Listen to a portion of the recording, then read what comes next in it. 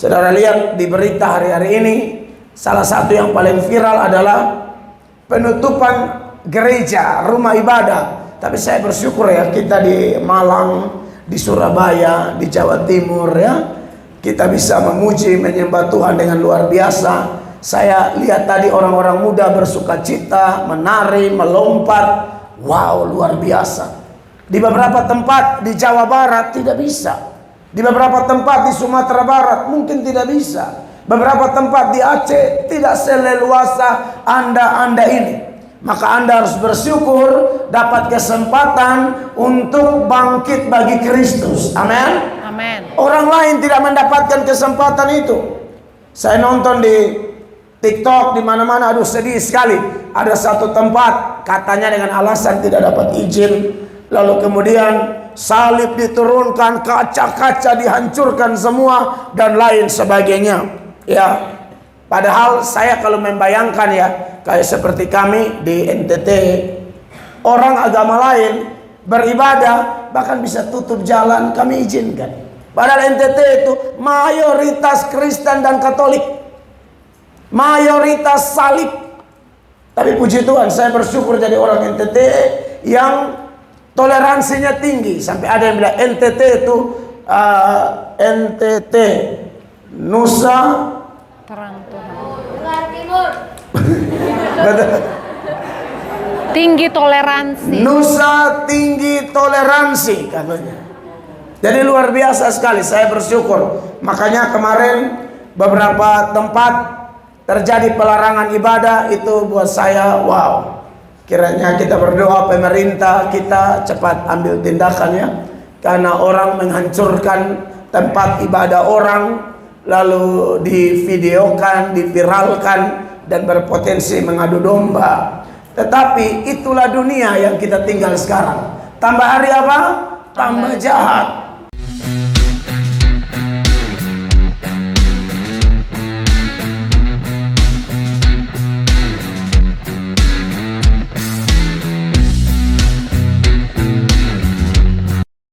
Tuhan ampuni dosa kami supaya tidak ada penghalang apapun untuk kami menerima berkat dari seluruh ibadah ini. Teristimewa firman yang akan kami dengar. Hamba yang bicara atas namamu, hamba tidak lebih baik dari siapapun. Semua karena belas kasihan Tuhan. Berkatilah orang-orang muda luar biasa ini. Demi nama Yesus kami berdoa, dan semua yang rindu firman Allah satu hati kita berkata amin. Beri tepuk tangan yang meriah bagi Tuhan. Silakan duduk orang-orang muda luar biasa. Haleluya. Soundman, halo soundman-nya mana? Nanti istri saya juga baca kitab suci ya. Ada mikrofon. Sudah ada, mic-nya sudah ada. Coba cek mic. Oh, satu mikrofon buat ibu. Iya. Baik, puji Tuhan, shalom. Sekali lagi tepuk tangan yang meriah bagi Tuhan. Mari kita buka Alkitab kita bersama-sama dalam Efesus pasal 5 ayat 14. Efesus pasal 5 ayat 14 ya. Efesus 5 ayat 14. Perhatikan ayatnya, nanti kita baca sama-sama ya. 1, 2, dan 3. Itulah sebabnya dikatakan, bangunlah hai kamu yang tidur, dan bangkitlah dari antara orang mati, dan Kristus akan bercahaya atas kamu. Tepuk tangan yang meriah bagi Tuhan.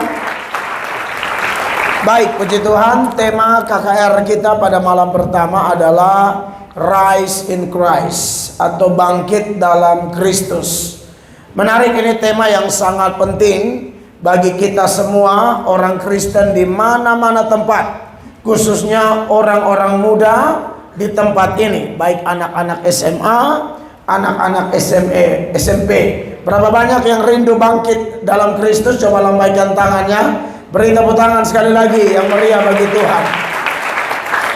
Sebelum hari Pentakosta, terjadi satu perkara luar biasa, di mana Petrus dan kawan-kawan, halo mic-nya kok turun? Cek, jangan naik turun, nanti moodnya turun. Ya, jadi sebelum hari Pentakosta, Petrus dan kawan-kawan, kalau kita belajar, mereka mengalami satu keadaan yang sangat terpuruk.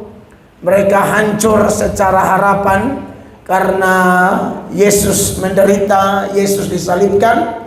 Tetapi kemudian kebangkitan Yesus sungguh memulihkan mereka, dan puncaknya adalah pada hari Pentakosta, di mana hari Pentakosta itu adalah penggenapan nubuatan Nabi Yoel, di mana Yoel bernubuat bahwa akan tiba waktunya Roh Kudus dicurahkan dengan dahsyat dan luar biasa, sehingga banyak orang-orang muda bangkit, banyak orang-orang tua atau siapapun tidak pandang usia, mereka bangkit dan melakukan perkara-perkara ajaib demi kepentingan kerajaan Allah. Dan menarik bahwa pada hari Pentakosta itu, ketika jemaat Tuhan, lebih tepatnya murid-murid, dibaptis dengan Roh Kudus, mereka berbahasa roh. Dan kemudian kita tahu orang-orang pada waktu itu menyindir, mengejek. Itu ada di Kisah Rasul pasal 2 ayatnya yang ke-13. Sama-sama baca 1 Kisah 2 ayat 13. Tolong dibacakan saja.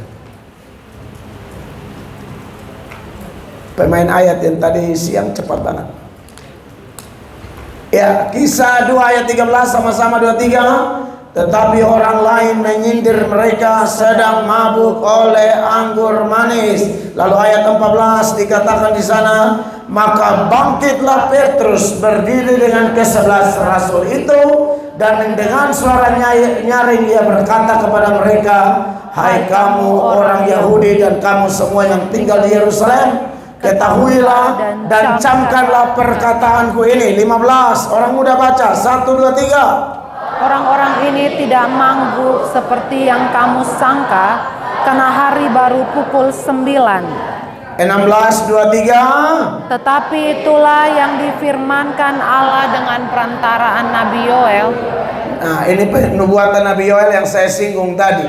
Itu tergenapi di hari Pentakosta, ya. Makanya di ayatnya yang ke-17, sama-sama 23, akan terjadi pada hari-hari terakhir, demikianlah firman Allah, bahwa aku akan mencurahkan rohku ke atas semua manusia, maka anak-anakmu laki-laki dan perempuan akan bernubuat, dan teruna-terunamu akan mendapat penglihatan-penglihatan, dan orang-orangmu yang tua akan mendapat mimpi. Ayatnya yang ke-18, juga ke atas hamba-hambaku laki-laki dan perempuan akan kucurahkan rohku pada hari-hari itu, dan mereka akan bernubuat. Ini adalah hari kebangkitan, ya.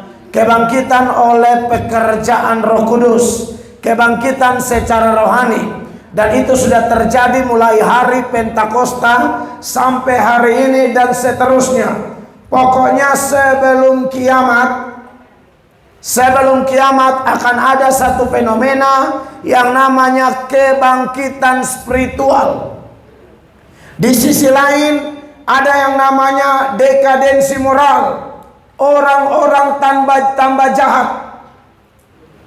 Di mana-mana kita dengar, kita lihat, kita nonton, orang tambah jahat, kejahatan semakin menjadi-jadi.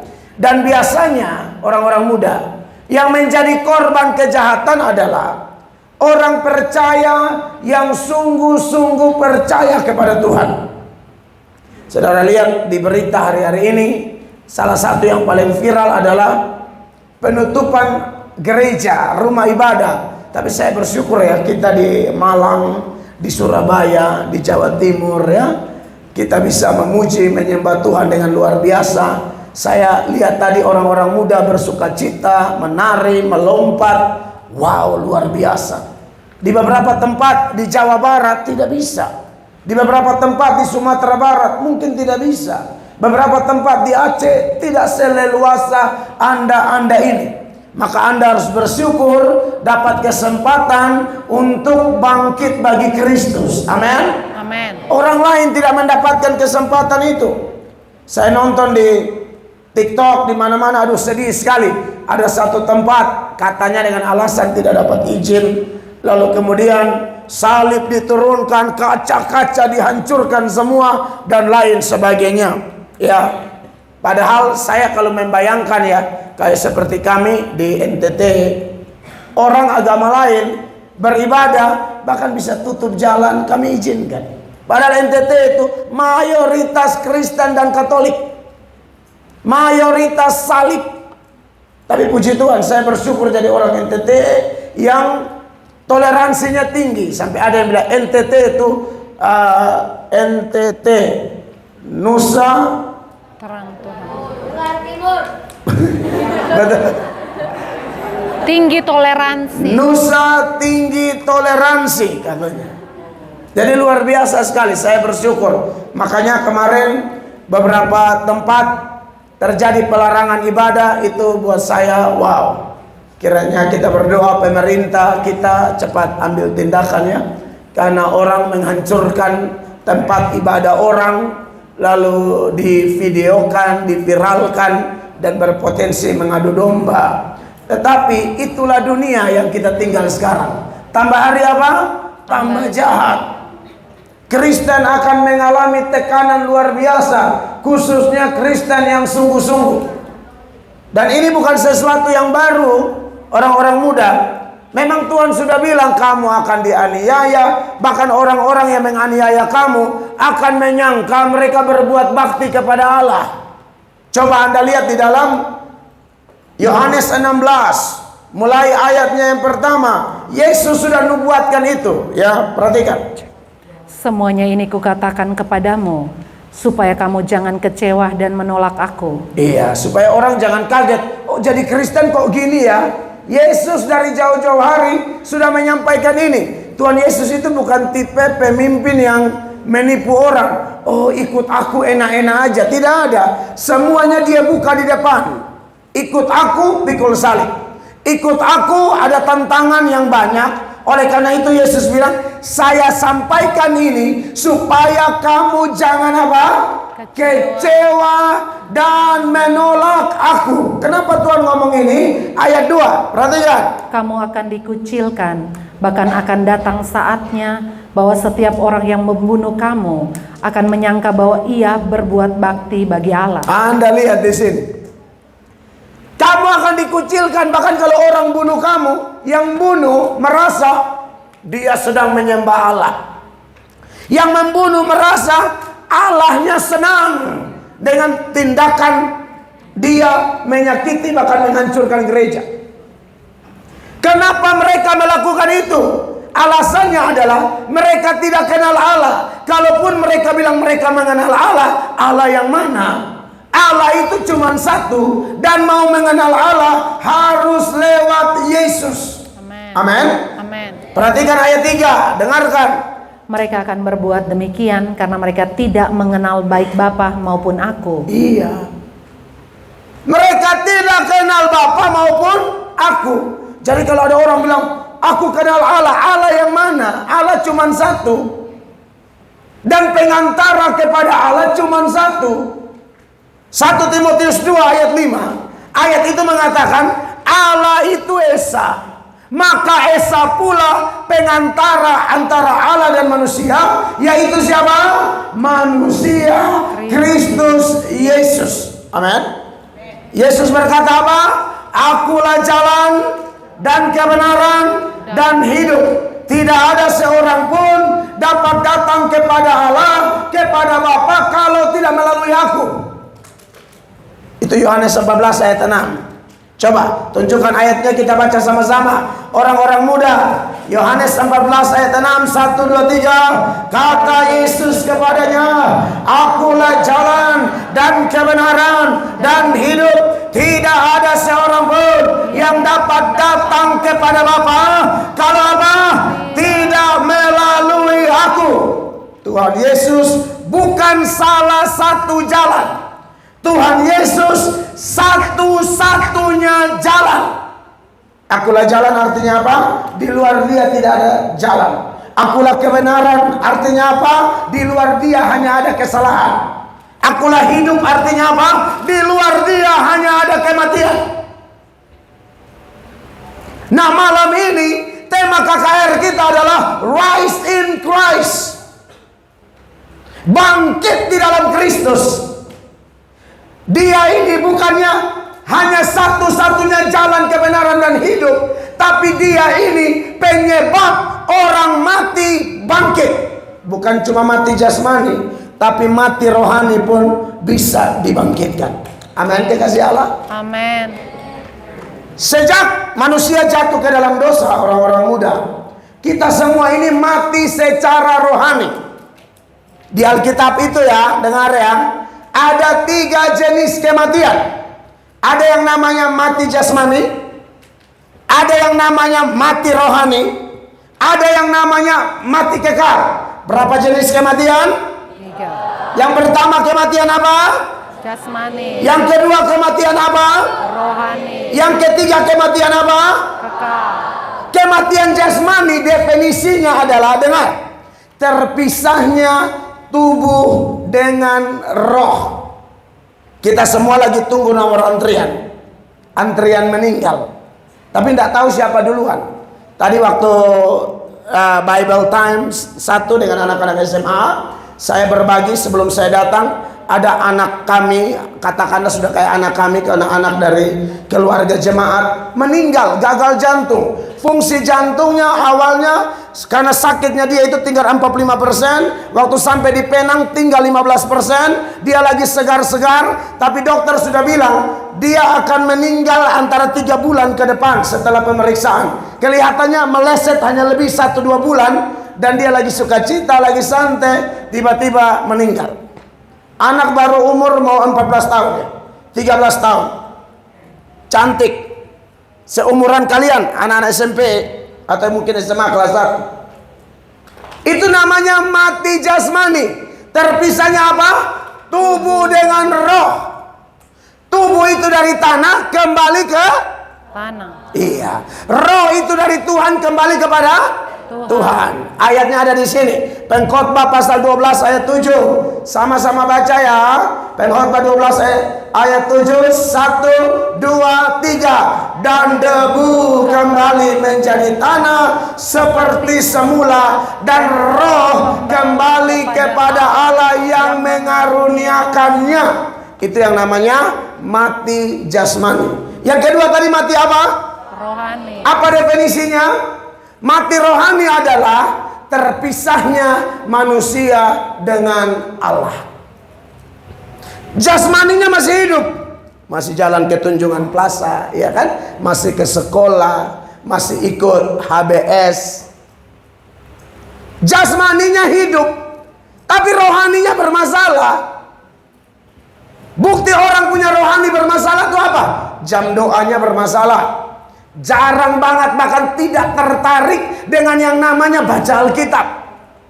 Tidak tertarik lagi yang namanya saat teduh. Padahal kita sudah bahas ya, grow atau bertumbuh dalam kesendirian, bertumbuh dalam pengenalan pribadi, hubungan pribadi dengan Tuhan.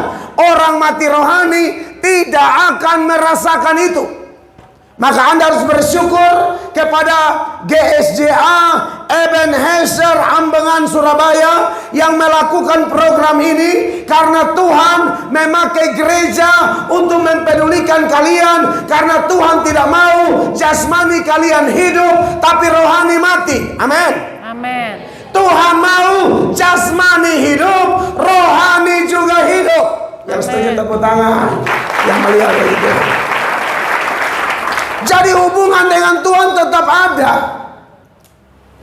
Dan kalau kita telusuri lebih dalam, kenapa orang mati rohani? Jawabannya cuma satu, dosa. Ya. Perhatikan Efesus 2 ayat 1. Catat ayat-ayatnya orang-orang muda. Efesus 2 ayat 1. Sama-sama baca. 1, 2, 3. Kamu dahulu sudah mati karena pelanggaran-pelanggaran dan dosa-dosamu. Jadi penyebab orang mati, ini mati bukan mati jasmani, ini mati rohani. Paulus sedang tulis surat kepada jemaat di Efesus yang secara jasmani hidup tapi pernah mengalami kematian rohani. Makanya dia bilang apa? Kamu dahulu sudah mati. Karena apa? Dosa. Ternyata di balik dosa itu ada 3 hal. Ada namanya keinginan daging, ada namanya keinginan duniawi, ada yang namanya roh jahat. Ulang, di balik dosa ada 3 hal. Keinginan daging, keinginan duniawi, roh jahat. Yang pertama di balik dosa ada keinginan apa? Daging. Keinginan apa yang kedua? Duniawi. Yang ketiga, roh jahat. Dari mana kita tahu? Lihat ayat selanjutnya, ayat 2. Perhatikan. Kamu hidup di dalamnya karena kamu mengikuti jalan dunia ini.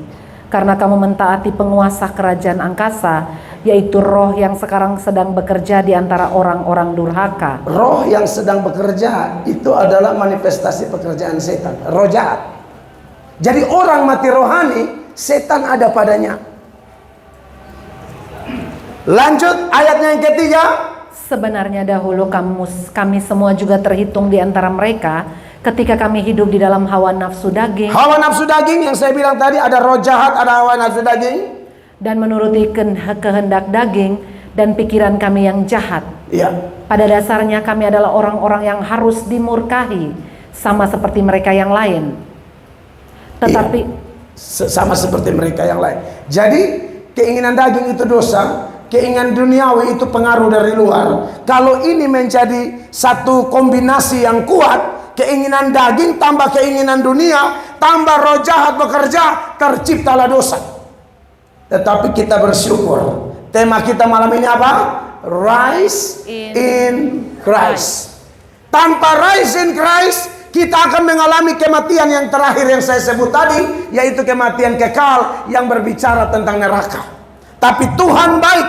Amin. Amin. Tuhan menghidupkan kita dan kemudian kita menjadi bangkit kembali. Ayat 4 sama-sama baca. 1, 2, 3. Tetapi Allah yang kaya dengan rahmat, oleh karena kasih-Nya yang besar yang dilimpahkannya kepada kita, ayat 5 berkata apa? Telah menghidupkan kita bersama-sama dengan Kristus, sekalipun kita telah mati oleh kesalahan-kesalahan kita, oleh kasih karunia kamu diselamatkan. Maka kalau Yesus dibangkitkan, kita juga dibangkitkan. Ayat 6 sama-sama. Dan di mana? Di dalam Kristus Yesus Ia telah membangkitkan kita juga dan memberikan tempat bersama-sama dengan Dia di sorga. Tepuk tangan buat Tuhan Yesus. Kita semua mati rohani, tapi dalam Yesus kita dihidupkan kembali. Amin.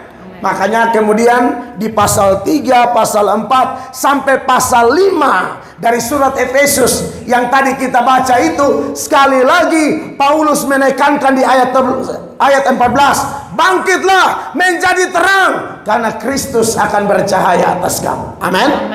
Data-data ini, ayat-ayat ini sangat bagus untuk menjadi referensi berkaitan dengan tema bangkit dalam Kristus. Saudara yang diberkati oleh Tuhan Yesus, kalau orang sudah mati secara jasmani aja nih, misalnya ada jenazah di sini, Anda kasih lewat soto ayam yang panas, dia nggak bisa respon. Sate babi, dia selesai bakar sate babinya, dikasih lewat di hidungnya begini, nggak bisa respon. Mati rohani juga begitu. Dia tidak bisa respon terhadap doa, dia tidak bisa respon terhadap firman Allah, dia tidak bisa respon terhadap hadirat Tuhan. Tapi kita bersyukur Tuhan menghidupkan kita kembali sehingga kita bisa apa? Respon terhadap hal-hal rohani. Tanpa itu tidak bisa. Saya sudah bersaksi tadi, saya dulu tidak tahu yang namanya ibadah, pujian, penyembahan, berlutut, baca Alkitab, doa saat teduh, tidak tahu. Apakah saya tidak pernah dengar? Pernah. Tapi seperti tidak ada respon. di NTT itu langganan KKR, apalagi kalau GSJA. Saya kan dari kecil sudah penyerahan di GSJA dari usia 7 tahun. Tapi setelah itu SMP kelas 1 masuk penjara. Tahun 96 kira-kira ada satu surat kabar yang terkenal di NTT. Mungkin dia baru muncul atau sudah 1-2 tahun, namanya Pos Kupang. Itu wajah saya di halaman depan, paling besar. Wajah saya kayak ini nih, yang paling depan. Ini yang namanya Gitskal Atok, anak saya yang kedua. Kamu berdiri dulu. Teman-teman mau lihat. Tadi mungkin absen sudah. Ayo berdiri. Berdiri. Haleluya. Ini dia. Balik ke teman-teman. Balik. Ini muka bapak kayak begini. Tepuk tangan buat Gitskal Atok. Gitskal bersyukur SMP kelas 1 sudah terbang ke Surabaya, datang ke Malang, datang di aula STT Sakti. Saya seumuran dia di mana? Di balik trali besi. Saya ditahan polisi. Saya seusia dia, saya tusuk orang hampir mati seusia dia. Kenapa? Karena mati rohani. KKR ada, ibadah ada. Pengkhotbah dari Jawa ini, Surabaya, banyak yang datang ke NTT. Dulu Tante Cuk masih muda, itu pengkhotbah. Om Cak masih muda, khotbah di NTT. Saya lihat tapi tidak ada respon. Saya tidak tahu siapa Anda yang seperti saya di masa lalu. Tapi malam ini saya percaya Roh Kudus bekerja di sini. 2-3 orang berkumpul, Yesus ada di sini, maka Dia sanggup menghidupkan kita, membangkitkan kita, memakai kita untuk kepentingan kerajaannya. Amin. Amin. Amin. Akhirnya ditangkap 8 kali. Ditangkap terakhir adalah tanggal 13 Januari 1999. Ada yang udah lahir di sini? David lahir tahun 2008, darah Yesus. Saya 99. Ditangkap terakhir. Excel lahir 2007. Bayangkan. Saya ditangkap yang ke-8 itu 13 Januari 1999. Waktu itu ada operasi gabungan karena mau pemilu. Saya buron kasus penusukan, ditangkap di depan sebuah toko namanya Toko Glory. Tokonya kemuliaan, tapi di dalam ada penjahat. Glory kan kemuliaan. Ada penjahat nama Mel Atok di situ. Tapi Tuhan itu baik. Amen. Dia datang tidak cari orang benar. Dia datang cari orang berdosa. Supaya apa? Mereka bertobat. Lukas pasal 5 ayatnya yang ke-32. Sama-sama baca ayat ini. 1, 2, 3. Aku datang bukan untuk memanggil orang benar, tetapi orang berdosa supaya mereka bertobat. Tuhan begitu baik. Amin. Memang agak lama saya bertobat. Di usia 18 saya ambil keputusan terima Tuhan Yesus. Saya dibaptis oleh pendeta John Adu di GSJA Perjanjian Baru, Soeharto 25, Kota Kupang, NTT. Dan sampai hari ini karena belas kasihan Tuhan, karena anugerah Tuhan, saya masih berdiri tegak untuk memberitakan bahwa di bawah kolong langit ini tidak ada nama lain yang olehnya orang bisa selamat, yang olehnya orang bisa masuk surga, kecuali name above all names. Amin. Nama di atas segala nama, Yesus Kristus namanya. Amin. Amin. Nama yang sama, pribadi yang sama, yang akan menolong setiap Anda yang sungguh-sungguh memberi perhatian kepada firman Allah malam ini. Saya berharap Tuhan membuka hatimu. Amen. Saya berharap Tuhan menolong engkau, memulihkan engkau, membangkitkan engkau secara rohani. Seperti ayat kita Efesus 5 ayat 14 yang menekankan di sana, sekali lagi sama-sama baca 1, 2, 3. Itulah sebabnya apa? Dikatakan bangunlah hai kamu yang tidur, dan bangkitlah dari antara orang mati, dan Kristus akan bercahaya atas kamu. Sekarang kita mau cek tanda orang yang bangkit itu seperti apa. Yang pertama, orang yang bangkit itu dia akan pertama-tama memperhatikan dirinya, bukan memperhatikan orang lain. Dengar firman, orang-orang muda dengar. Cara dengar firman, firman itu cermin, bukan spion. Spion itu biasanya pakai lihat orang. Anda kayak naik motor atau naik mobil, spion itu pakai lihat orang. Cermin pakai lihat diri. Ini alis sudah seimbang atau belum? Kadang-kadang alis kiri lebih tinggi ya. Iya kan? Ini gigi bagaimana nih? Oh, hancur sekali ya. Itu cara bercermin untuk melihat kesalahan sendiri. Di mana letak kejatuhanku, di mana kekuranganku, bagaimana jam doaku, bagaimana sikapku kepada orang tua, bagaimana aku sudah jadi teladan di sekolah atau tidak, bagaimana PR-ku selalu tuntas atau tidak, bagaimana aku selalu ingat ibadah remaja dan pemuda di gereja atau tidak, bagaimana sikapku menghormati orang tua. Itu cermin. Jadi dia nggak lihat orang, pertama-tama lihat diri. Makanya setelah ayat 14, ayat 15 bilang begini, sama-sama baca. 1, 2, 3. Karena itu perhatikanlah dengan seksama bagaimana kamu hidup. Janganlah seperti orang bebal, tapi seperti orang arif. Jadi orang yang bangkit itu tandanya dia nggak suka usik orang. Pertama-tama dia lihat dirinya. Ini bukan berarti tidak boleh lihat orang lain ya, boleh. Tapi pertama-tama lihat apa? Diri.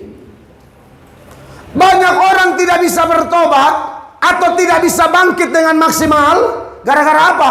Sibuk melihat kesalahan orang, lupa kesalahan diri. Tuhan Yesus bilang apa? Kamu jangan melihat apa? Selumbar di mata orang, padahal ada balok di matamu. Selumbar itu terjemahan 1985. Dia bilang secuil kayu. Itu kontras dengan balok yang adalah kayu besar. Anak Tuhan yang baik pertama-tama lihat diri. Lalu kalau ada masalah, ada dosa di sana, datang kepada Tuhan, minta ampun. Tuhan pasti menolong. Siapapun kita, apapun dosa kita, apapun kegagalan kita, apapun kejatuhan kita, asal mengaku sungguh-sungguh, maka saya percaya Tuhan memulihkan kita. Amen. Jadi setan tidak ada kesempatan mengintimidasi kita lagi. Ya. Kenapa? Karena saya sudah beres sama Bapa. 1 Yohanes 1 ayat 9, firman Allah itu berkata, jika kita mengaku dosa kita, maka Ia adalah apa? Setia dan adil. Sehingga apa? Ia akan mengampuni segala dosa kita dan menyucikan kita dari segala kejahatan. Tepuk tangan yang meriah bagi Tuhan. Orang yang bangkit dalam Kristus adalah orang yang perhatikan diri, periksa diri. Kalau dapat yang tidak beres, pemberesan sama Tuhan. Itu adalah pintu gerbang kebangunan rohani, pintu gerbang kebangkitan. Amin, orang-orang muda. Di situ orang bangkit. Tidak mungkin bangkit kalau masih ada dosa yang belum dibereskan. Tidak akan. Saya sudah lihat di mana-mana orang pelayanan heboh kayak tadi nih, kalian lompat-lompat itu saya senang. Tapi kalau itu lompat-lompat dalam keadaan sudah dibereskan, keren. Kasihan lompat-lompat tapi misalnya lagi nonton film porno. Kasihan, menipu. Saya harus ngomong ini. Kalian harus dengar ini. Lompat-lompat tapi pulang pacaran gak kudus. Itu lompat apa tadi? Lompat tadi.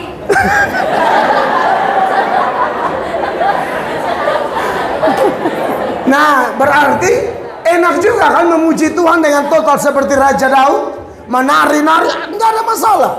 Kita gereja karismatik menyanyi, bersorak, tepuk tangan, menari, melompat, oh nggak ada masalah. Tapi menjadi masalah kalau kau sedang simpan dosa yang belum dibereskan, lalu kau lompat-lompat, kamu hanya capek secara fisik, kamu tidak mengalami damai sejahtera. Kita mau selepas kegiatan ini kita pulang dengan damai sejahtera. Amin. Amin. Yang malas-malas jadi rajin. Amin. Yang suka melawan jadi taat. Amin. Yang malas baca Alkitab semakin rajin baca Alkitab. Amin. Yang pacaran beda agama langsung putus. Kan begitu. Amin. Setelah itu kita lihat di ayatnya yang ke-16 dari Efesus 5. Tanda kedua di ayat 16 dia bilang apa? Dan pergunakanlah waktu yang ada, karena hari-hari ini adalah jahat. Pergunakan waktu dikontraskan dengan hari yang jahat. Artinya apa? Orang yang bangkit bagi Kristus, dia sangat berjaga-jaga dengan kehidupannya. Dia siap tampil beda. Amin. Hari-hari ini tambah jahat, sudah saya sebutkan tadi. Kita harus meneladani 3 pemuda Ibrani, namanya SMA. Tahu SMA? Sadrak, Mesak, Abednego. SMA, Sadrak. Tahan dia supaya jangan teriak, jangan aneh-aneh. SMA, Sadrak, Mesak, Abednego. Anda lihat orang-orang muda itu, mereka berani benar walaupun sendiri. Seluruh Babel kafir kecuali Daniel, Sadrak, Mesak, Abednego.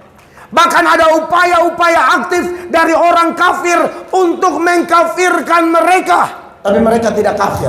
Dipaksa menyembah patung Nebukadnezar, mereka tidak sembah. Biasanya kita kecenderungan orang muda itu ikut arus dunia, rame di mana kita ikut ke situ. Gaya model apa yang terbaru tanpa memfilter, kita ikut-ikutan saja. Anak Tuhan yang sejati tidak. Dia pergunakan waktu yang baik. Kata pergunakanlah dia pakai kata Yunani exagoroso. Exagoroso itu artinya tebus waktumu, selamatkan waktumu, pakai waktumu baik-baik. Amin. Amin. Dan itu hanya dengan keintiman Anda dengan Tuhan.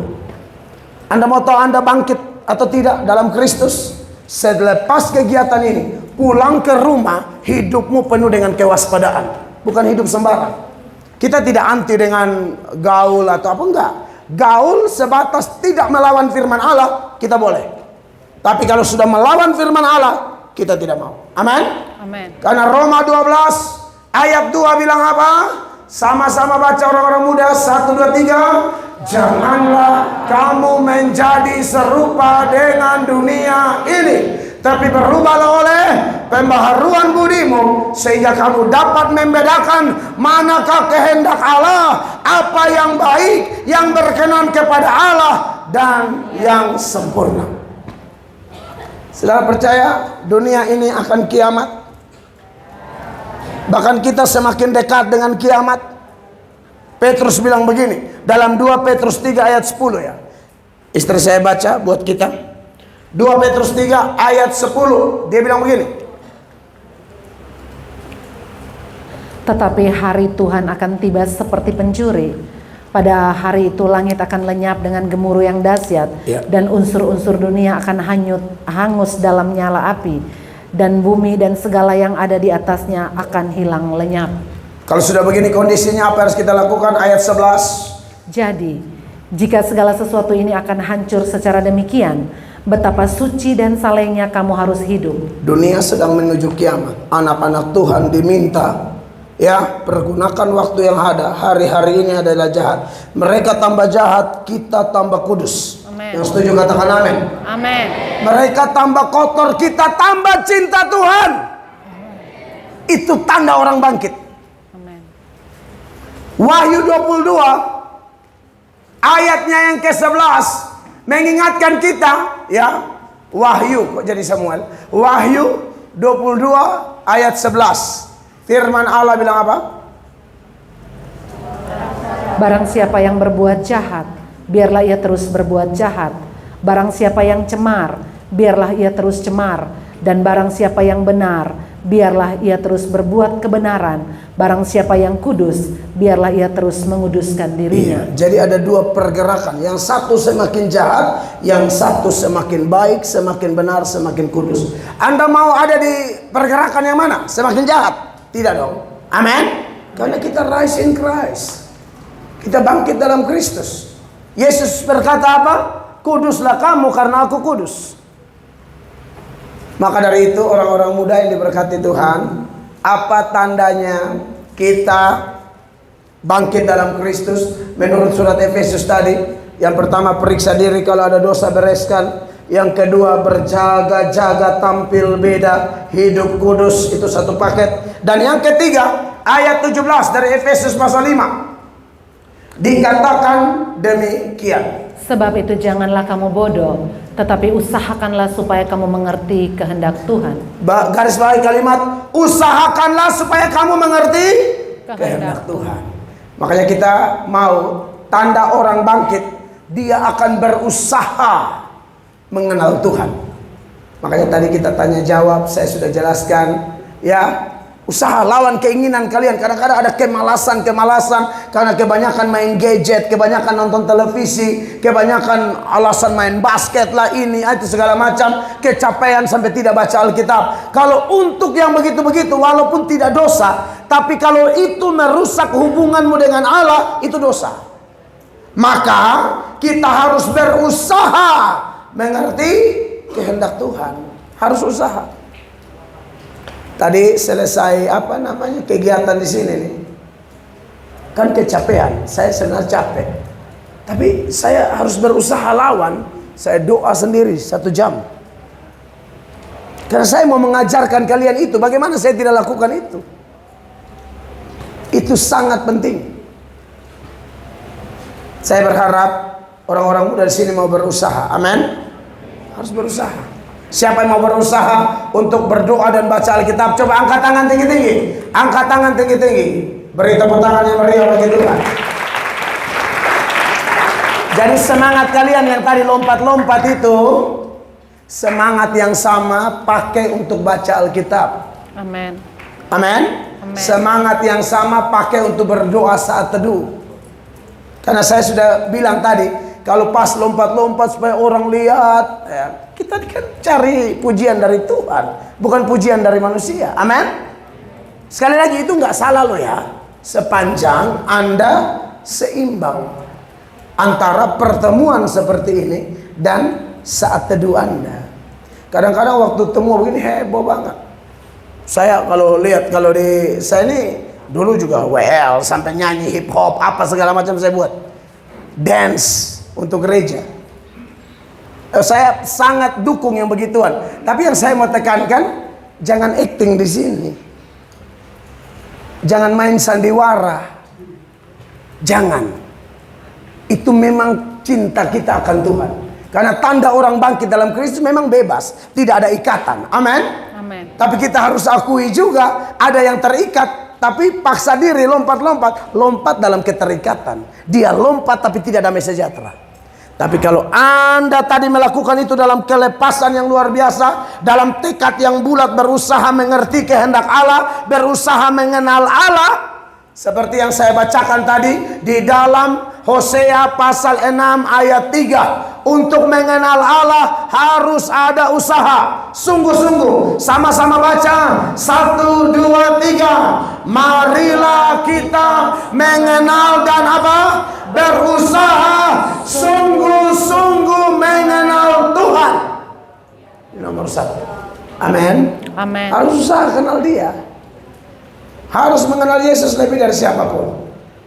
Dan yang terakhir, selalu minta supaya hidupmu dan hidupku dipenuhi Roh Kudus. Efesus 5 ayat 18 yang terakhir.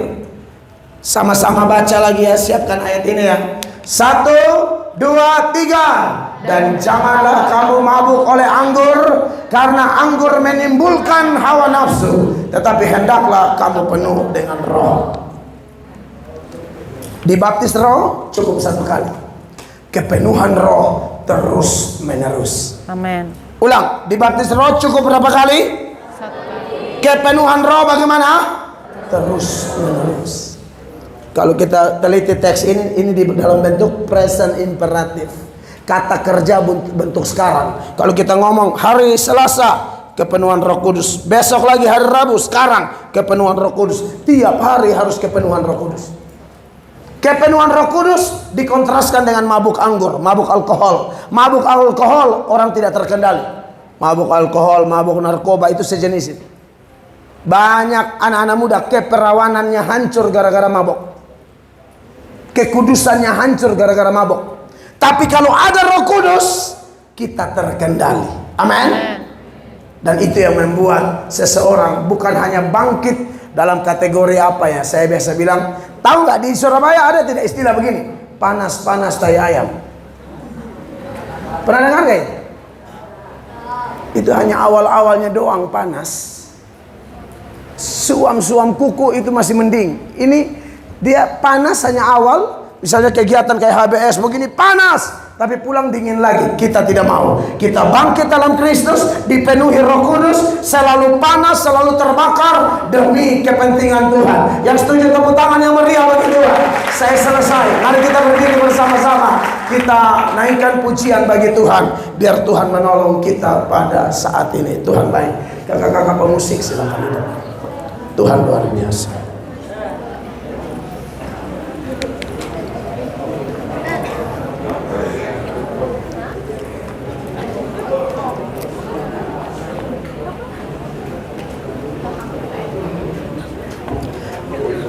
Terima kasih banyak Tuhan, Engkau Allah luar biasa. Mari singers ada di depan.